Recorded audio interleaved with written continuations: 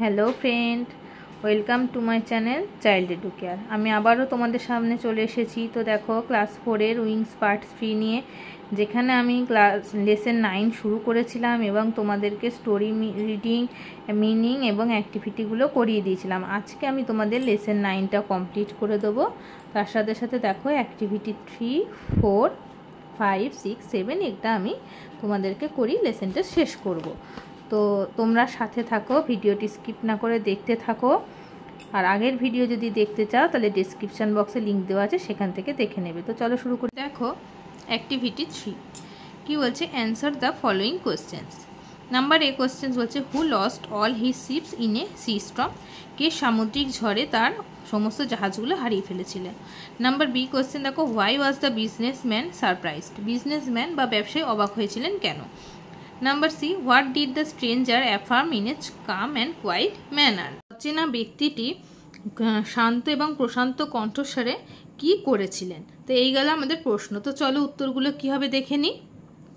Who lost all his ships in a sea storm, তাহলে কে সামুদ্রিক ঝড়ে তার জাহাজগুলো হারিয়ে ফেলেছিল। তাহলে আমরা আগের দিন এখানে পড়েছি যে দেখো, দ্য মার্চেন্ট, তাই তো। তাহলে লিখে নিই। দেখো, who lost all his ships in a sea storm?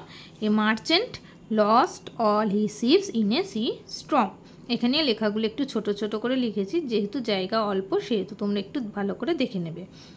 Why was the businessman surprised? The businessman was surprised because the stranger gave him all her money even though he was hungry himself. অর্থাৎ কিনা stranger তাকে তার সমস্ত টাকা পয়সা দিয়ে দিয়েছিল, তার কাছে যা ছিল, যদিও সে কিন্তু খুব ক্ষুধার্ত ছিল। What did the stranger affirm in a calm and quiet manner. The stranger affirmed in a calm and quiet manner that if a person dedicated to charity then a saviour will surely come to help in his distress. তাহলে এখানে আমাদের activity 3 হয়ে গেল। এবার দেখো next activity 4-এ কি বলছে, use the following prepositions to make sentence. এই যে এখানে প্রিপোজিশনগুলো দিয়েছে, এই প্রিপোজিশনগুলো দিয়ে তোমাকে সেন্টেন্স তৈরি করতে বলছে। তো দেখো, নাম্বার এ রয়েছে উইথ। উইথ হচ্ছে একটি প্রিপোজিশন। এবার উইথ দিয়ে আমরা কি সেন্টেন্স লিখতে পারি, যে উই রাইট উইথ পেন্স, আমরা পেনের সাহায্যে লিখি। অর্থাৎ উইথ মানে হচ্ছে সঙ্গে। তাহলে লিখি উই রাইট উইথ পেন্স, আমরা পেনের সাহায্যে লিখি। অ্যাট দিয়ে কী হবে বলো, এটা কিন্তু একদম সোজা। তাহলে I go to school at 10 AM, কি তাই তো।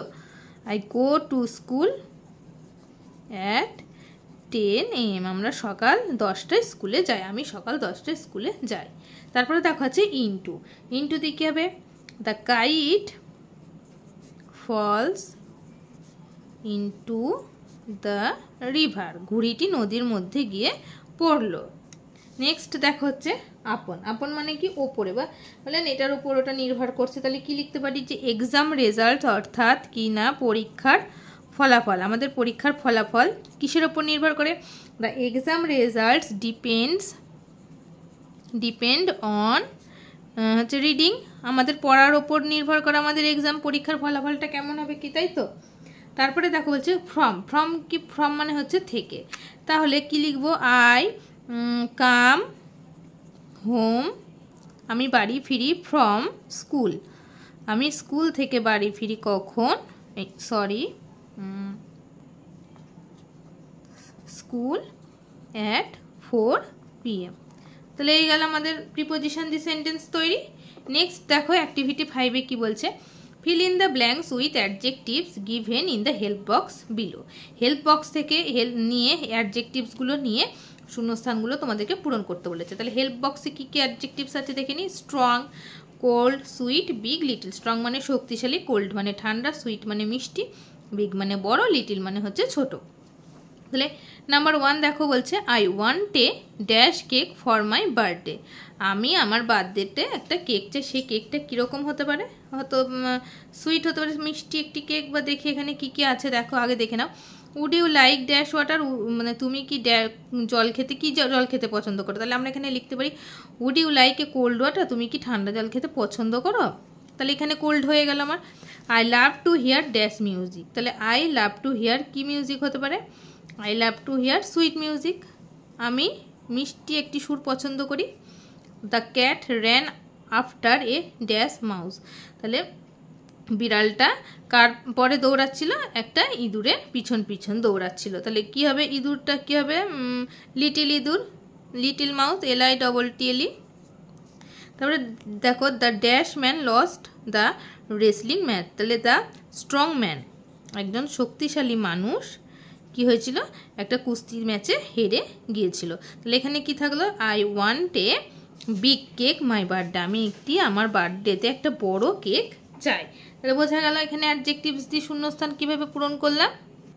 নেক্সট দেখো অ্যাক্টিভিটি 6-এ কি বলছে। তো এটা করার আগে আমি বলে রাখি যে আমার চ্যানেলের ভিডিও বা আমার পড়ানো যদি তোমাদের ভালো লেগে থাকে তাহলে অবশ্যই চ্যানেলটিকে সাবস্ক্রাইব করে দেবে এবং ভিডিওটিতে একটি লাইক করবে, কমেন্ট করবে এবং বন্ধুদের মধ্যে শেয়ার করে দেবে। দেখো এবার নেক্সট অ্যাক্টিভিটি 6-এ কি বলছে। Fill in the blanks with the words opposite in meaning to the given words. Use words from the help box. Help বক্সের মধ্যে যে ওয়ার্ডগুলো দেওয়া রয়েছে সেই শব্দগুলোর বিপরীত যে শব্দ হবে সেই শব্দটা দিয়ে শূন্যস্থানগুলো তোমাদেরকে পূরণ করতে বলেছে। তো দেখো হেল্প বক্সে কি কি ওয়ার্ড দিয়েছে দেখো। Poor, carefully, large, close. তাহলে পুওরের অপোজিট ওয়ার্ড কি হবে? পুওর মানে হচ্ছে গরিব, তাহলে এটা হবে রিচ।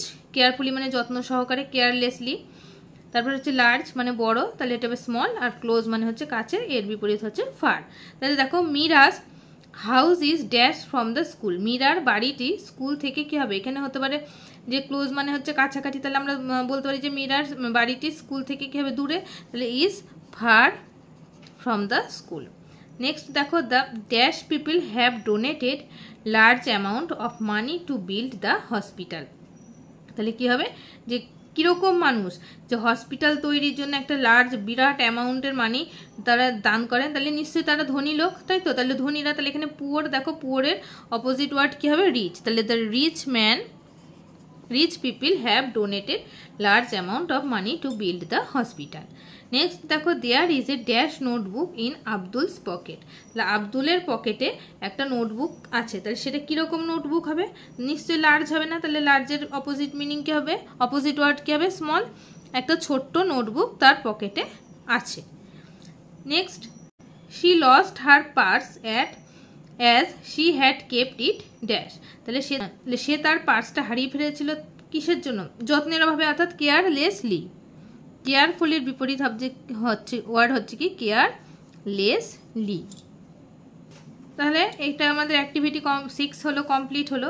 এবার দেখো অ্যাক্টিভিটি 7-এ কি বলছে। Look at the picture carefully. ছবিটি খুব যত্ন সহকারে দেখো। Now write 6 sentences on what you see in the picture. এবং এই ছবিতে তুমি কি দেখতে পাচ্ছ সেই সম্পর্কে তোমাদেরকে 6টি বাক্য বা সেন্টেন্স লিখতে বলেছে।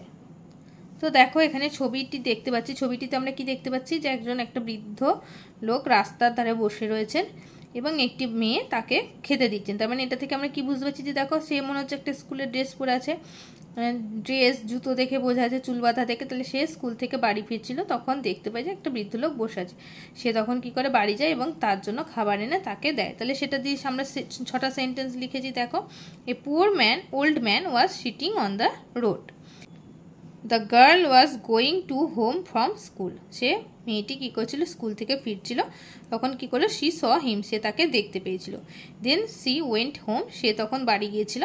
She came back with some food, she offered the food to the poor man. তাহলে গেল আমাদের 6 সেন্টেন্সেস।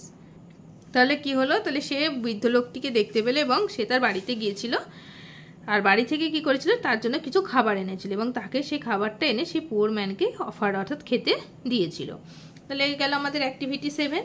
তার সাথে সাথে আমি এখানে লেসন 9টা শেষ করছি। তোমরা অবশ্যই ভালোভাবে পড়বে এবং অ্যাক্টিভিটি টাস্কগুলো বাড়িতে প্র্যাকটিস করবে। তো আজকের ক্লাসটা এই পর্যন্ত থাকলেও, তো আবার বলছি, যদি আমার পড়ানো ভালো লেগে তাহলে অবশ্যই ভিডিওটিতে একটি লাইক, কমেন্ট এবং শেয়ার করে দেবে। আর যারা সাবস্ক্রাইব করোনি চ্যানেলটি, তারা সাবস্ক্রাইব করবে, পাশে থাকা বেল আইকনে ক্লিক করবে, যাতে সবার আগে প্রথম নোটিফিকেশান তোমার কাছেই যায়। তো আজকে এখানেই শেষ করছি। সবাই ভালো থেকো।